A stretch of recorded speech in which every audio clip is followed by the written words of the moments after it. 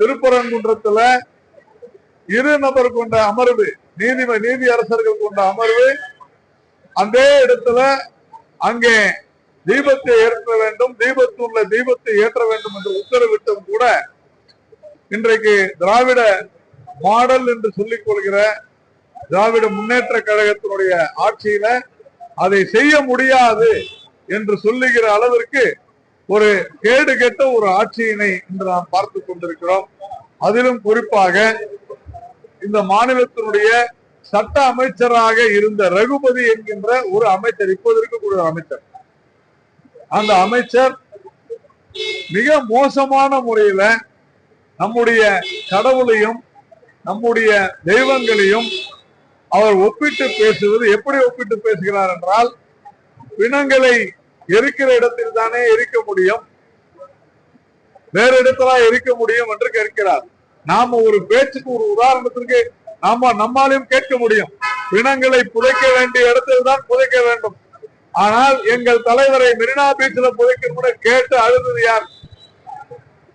இதே திராவிட முன்னேற்ற கழகம் தானே. புதைக்க வேண்டிய இடத்துல புதைக்கணும்னு நம்ம கேட்டா அவங்க அமைதியா இருப்பாங்களா? என்ன நியாயமான விஷயமா இது? எதற்கு எதை பேசுவது? அதே மாதிரி நீதிமன்றம் சொன்ன உத்தரவை, நீதிமன்றம் அளித்த தீர்ப்பை சட்டவிரோதம்னு ஒரு அமைச்சர் சொல்லுது. மிகப்பெரிய கிரிமினல் குற்றம். அரசியலமைப்பு சட்டத்தின்படி பதவியேற்றுக் கொண்ட ஒருவர் நீதிபதி அளித்த தீர்ப்பை விமர்சனம் செய்வது, அவருக்கு உள்ளர்த்தம் கற்பிப்பது, அது சட்டவிரோதமான தீர்ப்பு என்று சொல்லிவிட்டு இன்னும் ரகுபதி பதவியிலே அமர்ந்திருப்பது என்பது இந்த மாநிலத்திற்கு வெட்கக்கேடான தலைகுனிவான ஒரு விஷயம். இதற்கு முதலமைச்சர் தான் பொறுப்பேற்க வேண்டும். இந்நேரம் ரகுபதியை பதவியை விட்டு நீக்கி இருக்க வேண்டும், ரகுபதியை கைது செய்திருக்க வேண்டும். ஆனால் அதையெல்லாம் செய்யாமல் இருக்கிறார் முதலமைச்சர் மு.க.ஸ்டாலின் அவர்கள். ஒரு நீதிமன்றத்திலே ஒரு வழக்கு தொடர்பவர் தான் அந்த நிரூபிக்க வேண்டும். இதற்கு முன்னாலே அந்த தீவத்தூணிலே தீபம் ஏற்றிருக்கிறார்கள், அந்த கல்தூணிலே என்று அவர்கள் நிரூபிக்க வேண்டியது அவர்களுடைய பொறுப்பு. அதை விட்டுவிட்டு அரசின் மீது நீங்கள் நிரூபிக்க வேண்டும், ஏற்றப்படவில்லை என்று நிரூபிக்க வேண்டும் என்று சொல்லுவது ஏற்றுக்கொள்ளத்தக்கதல்ல என்பது எங்களுடைய உச்ச நீதிமன்றத்திலே நாங்கள் வைக்கப் போகிற வாதத்தைத்தான் நான் சொல்லுகிறேனே தவிர நீதிமன்றத்தை நான் அவமதித்து எதுவுமே சொல்லவில்லை. நீதிமன்றத்தை அவமதிக்க வேண்டும் என்கின்ற கருத்துக்கள் திராவிட முன்னேற்ற கழகத்துக்கு கிடையாது. எவ்வளவு பாதிப்பு வந்தாலும் நாங்கள் நீதிமன்றத்தை அவமதிக்க மாட்டோம். அடுத்தாக இப்போது பேய் கதை சொல்லியிருக்காங்க. பேய் இருக்கா? பேய் இருக்காங்க நாட்டுல? பேய் இருக்கா? சுடுகாடுக்கு வந்து பேய் இருக்குன்னு சொல்லியிருக்காங்க. நான் அதுக்கு சுடுகாடு சொல்லியிருக்கேன், என்ன தப்பு?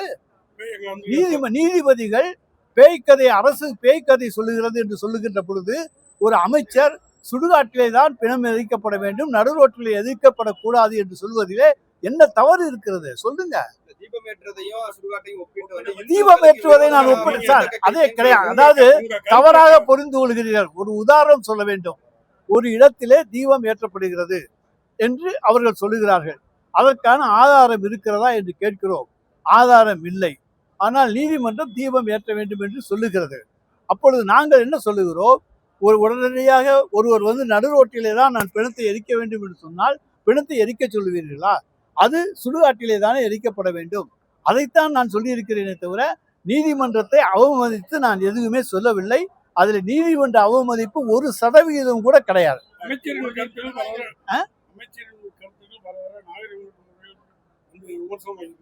நான் எந்த நாகரிகம்லாம் பேசுனேன் சொல்லுங்க. அதாவது ஒரு இதுக்கு உதாரணம் சொன்னோம்னா வேற எந்த உதாரணத்தை சொல்ல முடியும்? நடுரோட்ல எரிக்காதையான்னு சொல்லு அப்படின்னு நான் சொல்ற போது அது அநாகரிகமா? சொல்லுங்க. நான் என்ன அநாகரிகமாக பேசுகிறேன்? ஏதாச்சும் தவறா பேசியிருக்கேனா? சொல்லுங்க. செய்திகளை உடனுக்குடன் தெரிந்து கொள்ள கீழ்கண்ட கேபிள் மற்றும் டிடிஹெச் நெட்வொர்க்குகளில் எம்நாடு செய்தி தொலைக்காட்சியை காணுங்கள்.